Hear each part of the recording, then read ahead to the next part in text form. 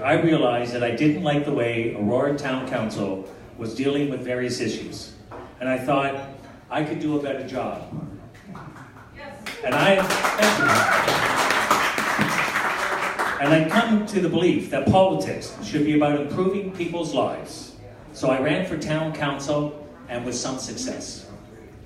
I spent the last 8 years as deputy mayor, and during this time, I've seen a lot and learned a lot. I've experienced moments of real gratification, and I'm proud of the initiatives I was able to get through on behalf for the people of Aurora. And here are some of the accomplishments I'm most proud of. Mavanac Park.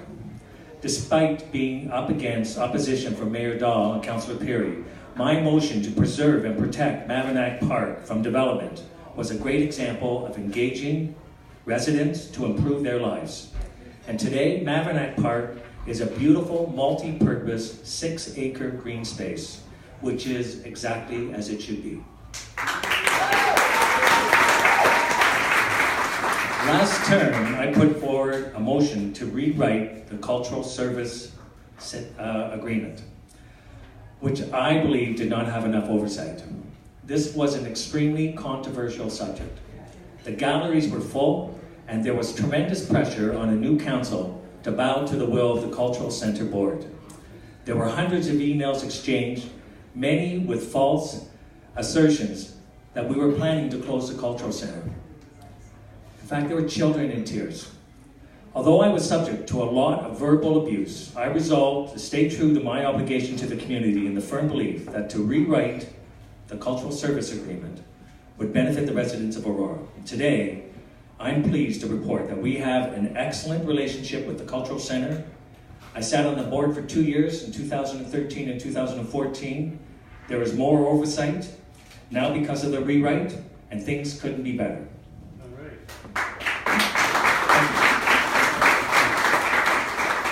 This term, I brought forward a motion to support the construction of a high school on Bayview Avenue.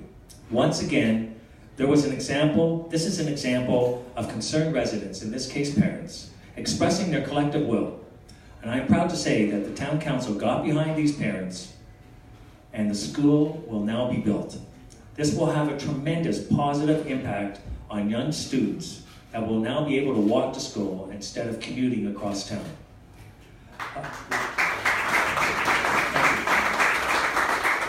Other accomplishments that I am proud of include spearheading the acquisition of the armory from the Department of the National Defense for $560,000. You'll be hearing a little bit more about the armory building in a few minutes. Introducing traffic calming measures on our residential streets. The adoption of a live music strategy to generate revenue through tourism and fuel economic growth. The video linking of the Tragically Hip's final concert on a giant screen in Town Park. This initiative was initially embraced by the mayor and staff, but then proved to be too much of a challenge for them. In the end, Music Aurora brought forward a budget of $5,500 for council to consider. The event was brilliant, and it was a great success.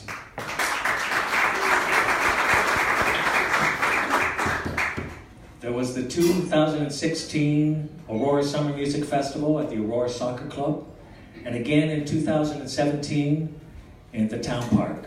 At no cost to the town and with very little support from council, we were able to reestablish a summer music festival for the town of Aurora. The 2017 event was funded completely by corporate partners.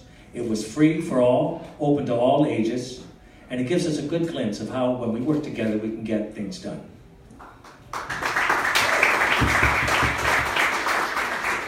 The Making Peace International Outdoor Photographic Art Exhibit. This was particularly educational for more than 1,000 students who attended the exhibit. In short, it was a phenomenal success. The first of its kind in Aurora. And we were able to do it on a shoestring budget of $15,000 because we piggybacked on the efforts of the City of Toronto, who had laid out over $300,000 to bring this exhibition over to North America. I've also brought forward motions for a downtown revitalization strategy, but unfortunately that was defeated. I brought forward a motion for a library square steering committee twice, and it was defeated both times. I brought forward a motion for affordable housing strategy that was approved. I brought a motion to endorse a pilot for GO Station shuttle service and community energy plan, a town tree nursery, the Emerald Ash Board program. I'm very proud of the number of things I brought to improve the lives for the people here in Aurora. I have served as chair and vice chair of the Joint Council Committee for the Central York Fire Services. And over the 2 terms I have served on the JCC, we have brought in 2 new firefighting crews, a fire master plan, and I have been a strong proponent of the new fire hall, complete with administrative headquarters and state-of-the-art training facilities. I have served on the Heritage, Economic Development, and Accessibility Advisory Committees. I was a member of an ad hoc committee for the town's strategic plan, and when the province announced in 2013 they were accepting bids for 3 new Ontario University locations, I was a member of the University Strategic Investment Steering Committee. On my commitment to the community, before I entered politics, I coached and volunteered in Aurora while raising our 2 children. I received my 10-year pin as coach for the Aurora Minor Hockey Association, and 1 year was a proud recipient of Coach of the Year. I was a coach and part of the executive for the Central York Girls Hockey Association over a 12-year period, and again, I was a proud recipient of an annual Volunteer of the Year award. I've coached Aurora Youth Soccer and Aurora Baseball. And for 12 years, I was an active volunteer at the Somerville Dance Academy for competitions and recitals. So since being elected, for the past 8 years, I've been a member of the Optimist and an active volunteer of the United Church Rise and Shine Breakfast. I'm a member of the Independent Order of Oddfellows and a regular volunteer with the Doan Hospice, Neighborhood Network Food Pantry Drives, the Arboretum Tree Planting, the Aurora Winter Blues Festival, and the Magna Hoedown. I currently sit on 3 boards, the Aurora Sport Hall of Fame, Music Aurora, and the Aurora Seniors Association. And every charity fundraising event is always enhanced with live music, and I perform with my musicians that I pay out of pocket for these events, for South Lake Hospital Run, the Terry Fox Run, Hike for Hospice, and the Optimist Craft Beer Tasting. So I think the reason I get asked back each year is because I do it at no charge. I'm no Johnny-come-lately, and I think it's fair to say that my track record shows how committed I am to this community. When looking at potential solutions to any issue we face, I always ask 2 fundamental questions. Does it make fiscal sense? And will it be good for the community of Aurora? As proud as I may be of my accomplishments, being the longest service deputy mayor of Aurora has not always been an easy road for me. The Aurora Town Council was and is a dysfunctional mess, with decision-making process that is nothing short of stupefying. In the process of trying to stop dumb decisions before it's too late, my view of politics has been completely reinforced. Yes, it should be about improving people's lives. No more, no less.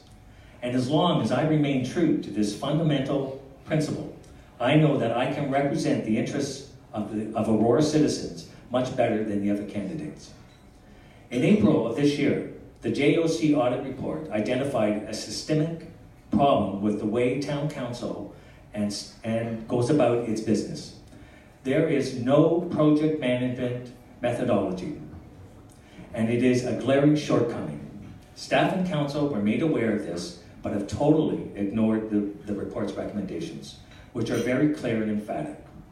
When undertaking major capital ventures, do your due diligence, create a steering committee with several disciplines, do not allow staff to work in isolation.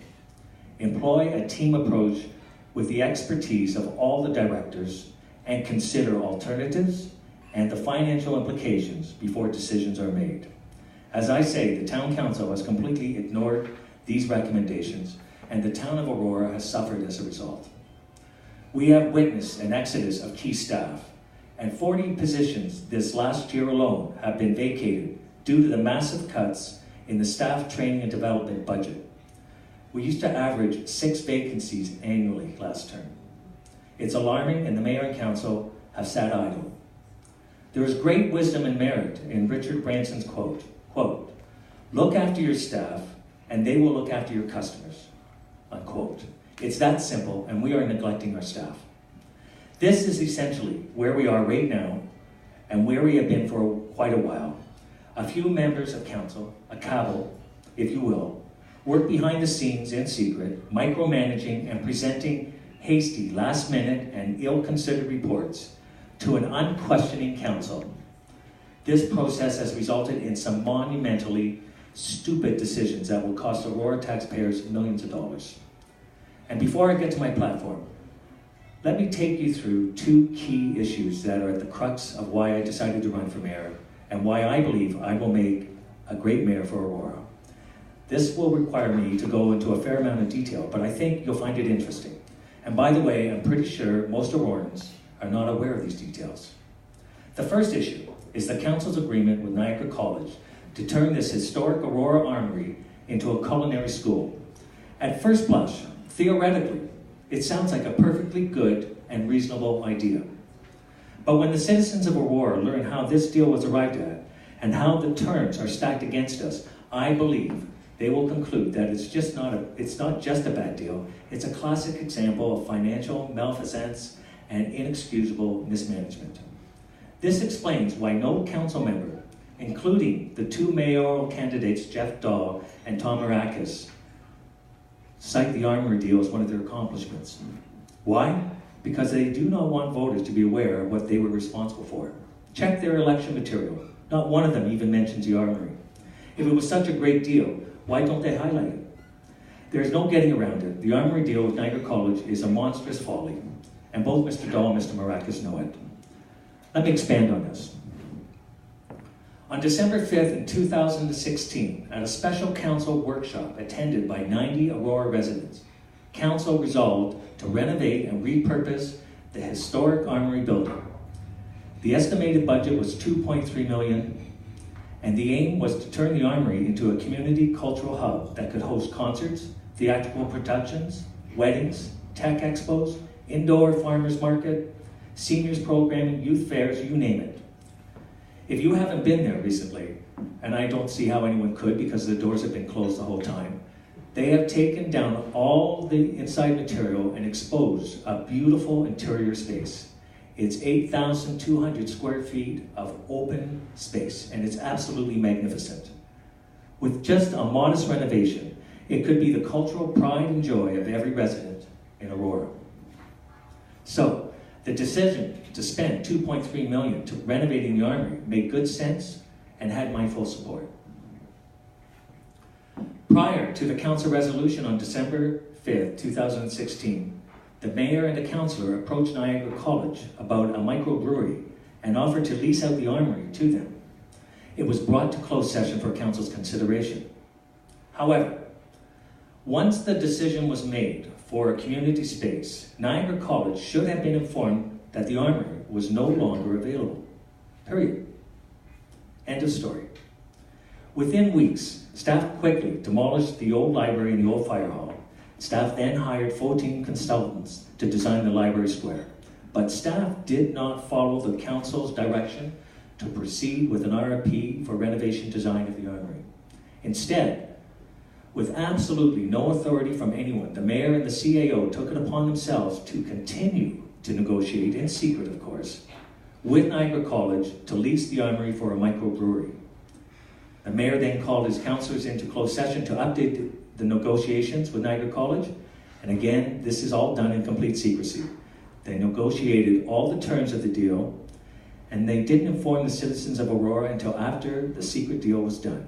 Other than myself, nobody on council even raised an eyebrow. So let's look at the deal with Niagara College. At the onset, let me say that what I'm about to describe is not embellished in any way. These are the facts. It's also important to mention that I don't think many Aurorans are aware of these facts. First, did you know that there are 17 Ontario colleges that offer culinary courses, and even more colleges that offer high-tech courses that lead to higher paying jobs? Because of this, the Aurora Town Council was encouraged to expand its scope and invite other potential partners to invest in Aurora. But get this, council